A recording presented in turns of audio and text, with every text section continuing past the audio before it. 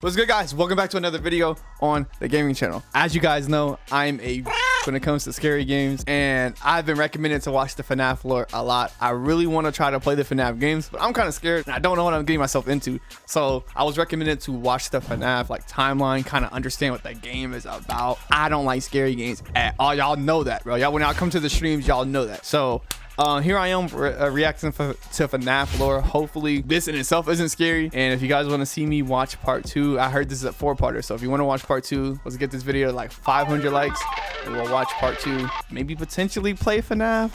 I don't know.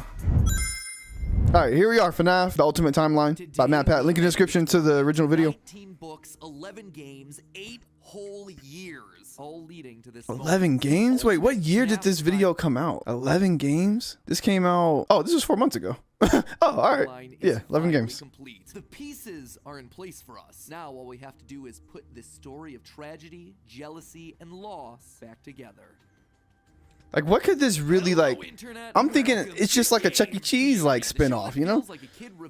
Well, not spin-off, but yeah. Working on all year. Fazgoo wasn't a phrase I'd ever thought I'd have to utter. But since the last Fazgoo? like this, we've had 3 more massive games, the death and revival of the FNAF movie, and more robot kids that you Oh yeah, FNAF movie's coming out, right? It is exhausting. I might go see it, I guess. I don't even know nothing about FNAF though. First, this timeline is massive. Seriously. Okay. Huge. This thing towers over any video project we have ever done. And y'all know how I am, bro. I feel like I'm gonna get so confused during this. Y'all gotta help me out, bro. If I get confused, you gotta help me out. Like, I'm already Brutality of yeah, this franchise. it's fine. The story of FNAF really boils down to the story of one man, William Afton. His successes, his failures, his rise to becoming co-owner of one of the most successful restaurant franchises in the world, and his eventual fall to the monsters. So William Afton is the co-owner of the restaurant. The Afton era, William's decades-long murder spree, and post-Purple. He was a modern FNAF. Everything that happens. I mean, I understand this is a scary game, but he was a murderer? I decided to dedicate 1 episode to each chunk. I originally wanted it to be one seamless continuous video, but it just felt incomplete without some sort of and long at the end of each one. Once this whole thing's all right done, then I'm gonna merge all the narrative bits into one massive video so you can just skip my explanation. All right, part 1, Foundation of Freddy's. Let's get it. Also putting in a handy little graphic in the bottom left-hand corner of the screen, which will show thumbnails, video titles, books, and any other citations that we need. They got the video. books. So if you wish to understand that They got books,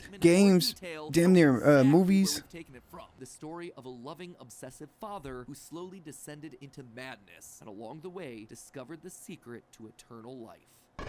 No, that's kind of crazy. That actually sounds cool. Eternal, okay, y'all gonna think I'm Afton now. Like, the concept of the story sounds cool. Not like having eternal life and murdering people. All the way back in the 1930s. It was the throes of the Great Depression. People were tired and they This isn't based on a true story, right? There was one thing no, that could lift their please. spirits. A simple roadside attraction called Fredbear's Singin' Show, featuring an animated bear drawn in the popular pie-eyed cartoon style for characters. I like that He style. resembled cartoons like Mickey Mouse, Felix the Cat, Betty Boop. It immediately said that this, Fredbear's, was a place where you could bring the family. For 50 cents, you could get food and entertainment. Dang, times have changed. 50 Cent ain't get you. You ain't get nothing with 50 Cent. Dancing bears at large traveling circuses. The simple show would go on for years, bringing happiness to hundreds of travelers passing through looking for a quick meal. How do they train a bear to do that though? Like an actual bear? Capturing his imagination in a way that nothing else had. One little boy named Billy. That was his nickname at least, but his parents liked to call him William Afton.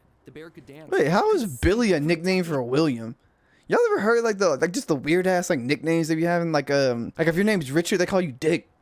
William and what? William was inspired by the work of Walt Disney, who throughout the 50s and 60s. Ah, it's starting to make sense. He's inspired by Disney. Oh man. Big innovation with 5 fingers, as opposed to the older models where the arms would just hang limply by their sides. Gotcha. With a simple mascot suit, he would be able to realize his childhood dream. He changed Fredbear from a realistic brown animal to a cartoonish yellow bear with a purple. So he pretty much ripped the idea from somebody else. Character wasn't enough. Kind He added of. another friend, a yellow rabbit with a purple vest and matching tie named Bonnie the Bunny. Bonnie was extra special because that was his. It was an original character that he had. Oh, see, yeah, so yeah. And I do mean The other one wasn't original. William's hand-sewn costume costumes were rough, with seams and stitches visibly showing, but it was the best that he could do. And you know what? It was just enough. That's not bad, though. Fredbear would perform on stage to small but enthusiastic crowds, and things could have ended there. That could have been the end to his story. But where was he performing at, though? He didn't have no restaurant yet. Other people saw the success of his idea, and they wanted in. Enter Chica's Party World, a rival restaurant starring performing animal characters. His idea, except they did it better. William damn. He can even be mad. You stole somebody else's. Hey, come on, bro. William Afton to admit it, but this restaurant was able to do the thing that he always wanted to do: make the animals actually come to life. All of the performers in this restaurant were robots, simple metal skeletons that were powered by battery packs, but all of them able to freely turn and talk and dance on their own, no human required. It was like magic that came from the mind of a brilliant creator named Henry Emily. He's gonna be his first victim. He murdering him first. You stole my idea? Sure, but he also looked upon this man with awe. Off to one side of Chica's Party World was a small cabaret stage featuring an elephant magician. On the other, a hippo known to ramble on and on. That one was more of a joke for the parents, but it was those for the kids. Those ones don't look good. Characters featuring a yellow chicken thing, a drawl named Chica, pig with a banjo, an up That's a pig? from the local swimming hole, and a brown bear with a heavy southern accent. Bears were his animals. Oh, he stole his. Yeah, he murdering him. Something to fit the country theme a bit better. Why did it have to be a bear? Ned Bear, a direct copy of his own Fredbear. Yeah. Oh, damn. Jealous admiration turned to hardened bitterness. Oh, he got pissed off. And they doing it better than him? Yeah, he pissed. World over Fredbear. With the two franchises now merged into one, it was the best of both worlds. Afton's ideas with Henry's robotics. Eventually, his restaurant would go bankrupt, only to get bailed out by, of course, Henry. He canceled him after he went bank. Ah, damn.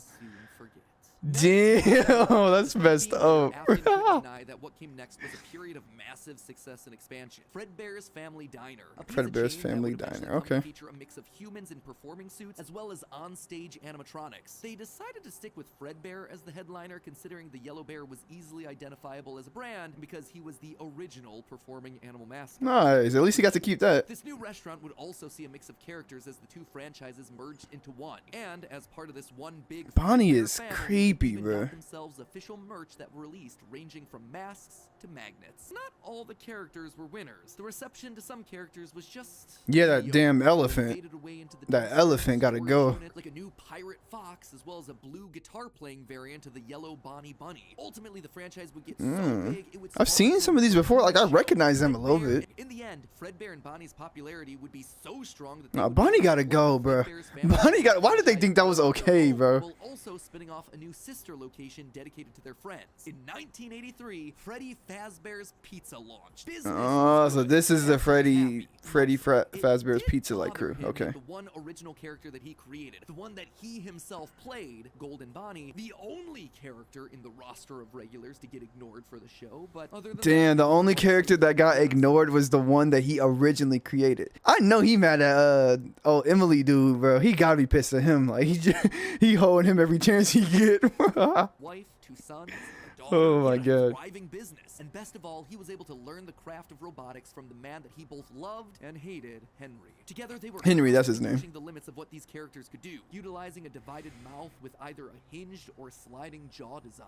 This was the first generation of animatronics. They look so like. Why did they think that would not scare kids, bro? Animatronics weren't just locked to the stage, but could freely roam the restaurant and interact with the kids. What if mascot suits could become animatronics? With robots, he had stumbled across the tools that gave him the ability to control life itself. And thanks to Henry, he was practically, in a sense, I guess, life itself. Like, yeah. One other thing that kept pushing him forward was the desire to beat his former rival, to prove himself smarter and more capable. Of course he did. He had him go out of business. Okay, so that brings us to the end of part 1 of the story. What? Like I said, at the end of each of these chunks, I want to break down some of the logical leaps that I made, since the more narrative. That's already the end. Wait, how are we at the end with 11?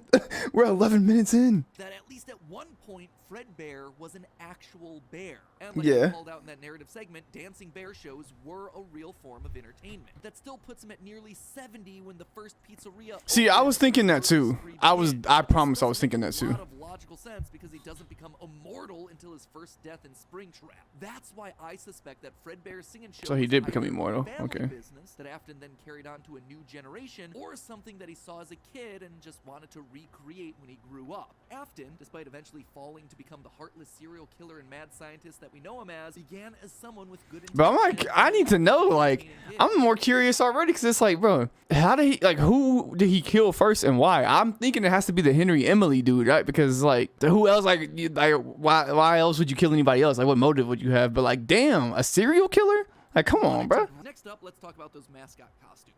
Oh my god, those costumes. Design of Glitch Trap. It's a handcrafted suit. You can see the seams and everything, predating literally everything. It's also a suit that is very personal to Afton. He put his digital consciousness in that form. It's his personal avatar. Oh, is that who he ends up becoming?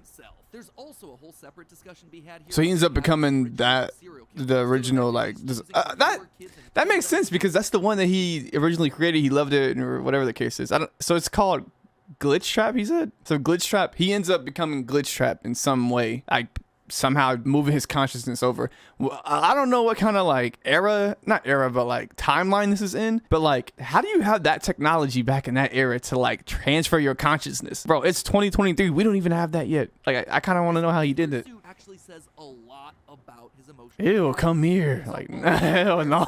Started as someone else's creation, Golden Bonnie was uniquely Williams. Only one set of characters have themselves 5 fingers, the Nightmares. Even Freddy, Fredbear was a 5-fingered wearable suit at one point in the story. I don't know, y'all. This game kind of looks scary, like just off the models, bro. I don't know if I could.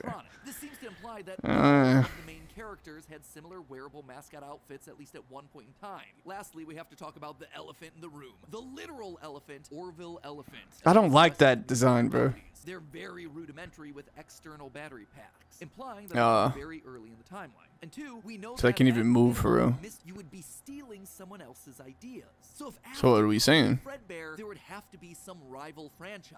The only other person who would likely be ripping him off, Henry. I don't think Henry's doing this maliciously. He doesn't strike me as the type. He was likely building the robots at the orders of someone else that was running a rival restaurant franchise. What? So we saying we don't think Henry maliciously like has been doing anything towards William or whatever his name is? Because like, I don't know, bro. He took him out of business and then bought him out. Maybe it was just a good business deal, but like, it just seems malicious. I don't know nothing about the story though, so I guess I could be wrong.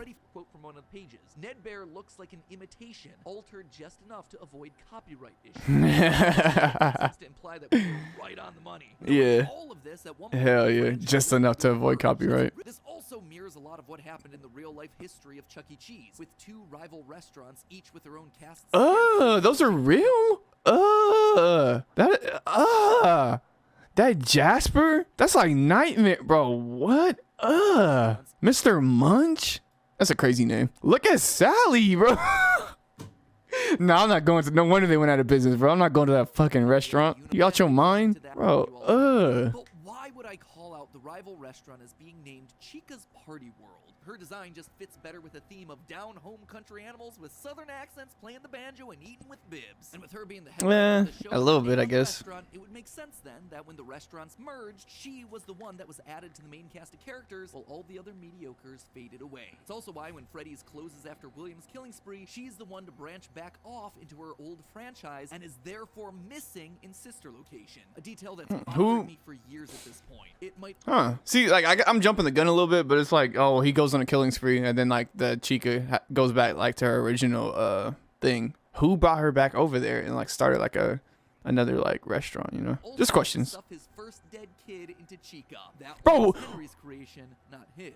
What? Am I supposed to know this stuff?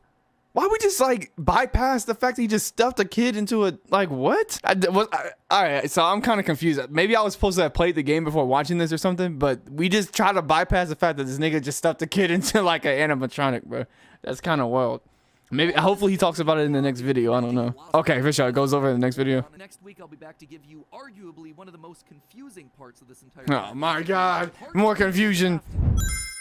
Alright, so that was part 1 of the FNAF Ultimate Timeline. Again, he said it was going to be confusing. I feel like I'm mostly confused because I don't know anything about the game. But I am intrigued, I can tell you that. He was saying stuff about him stuffing kids in there. He went on a killing spree.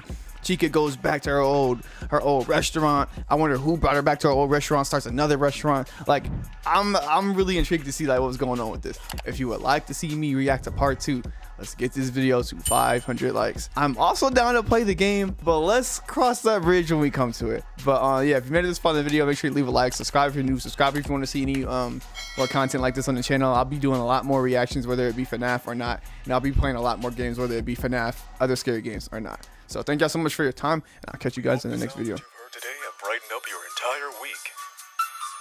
So with that being said,